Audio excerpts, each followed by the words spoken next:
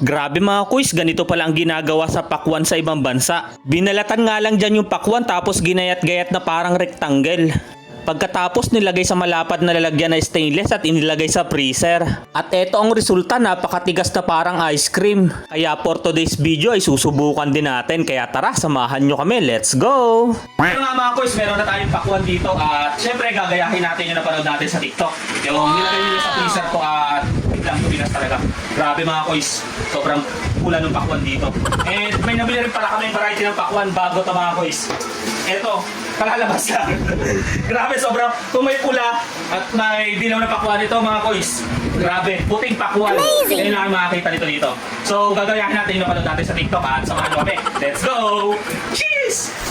Ayun mga kuys, meron tayo ditong pakwan at yung hiwa nito ay gagawin na lang nating pa-triangle. Amazing! So, kuha lang tayo dito ng parte. Yan. Tapos meron na rin tayo ditong stainless na lagayan. Biyakin lang natin siya ng pa-triangle na.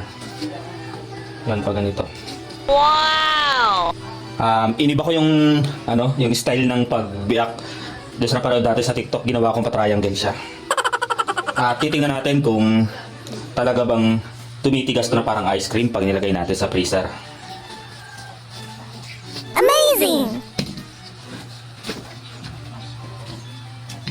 Ngayon, meron na tayong ilang piraso at gagawa pa ulit tayo ng ilang piraso pa.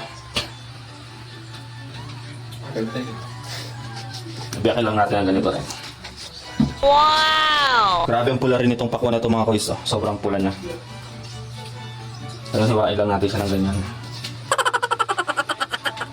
Pinapanood natin pa square siya. Ito pa triangle.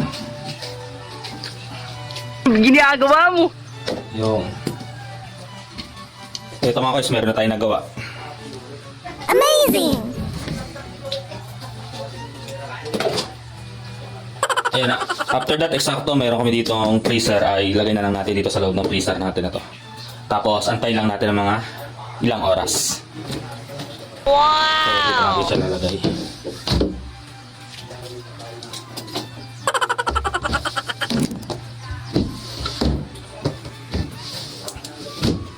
Ayun, tapos na. At antayin na lang natin mamaya.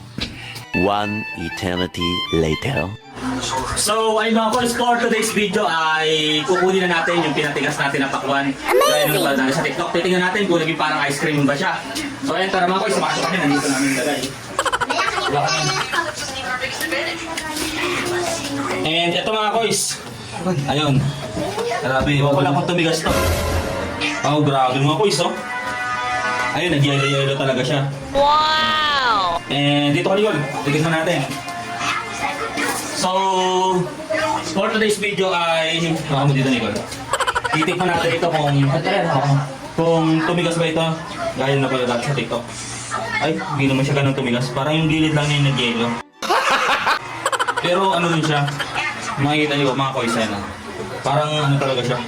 Hindi lang siya babalik. Gaya na Amazing! pero titikman natin kung ano lasa. Grabe, sobrang parang ice cream. Yung tamis pang asin ko. Wow! So yun mga boys, matagal-tagal ko ito binabad pero parang ang nangyari, ano lang, naalis lang yung, ano sa kanya, yung mga tubig sa loob niya. Ang galing! Ang galing! Hindi siya parang naging ice cream. O ayan mga boys. So, kain mo ng kainin yan. So for today's video ay napatunayan natin na hindi pala tumitigas ng todo to. Siguro pag nasa ilalim na. Again, it's me, your Kuya Jay. At kasama ko sa iyo. Tara kain tayo ng pakwan. Maraming salamat pa rin. Bye-bye.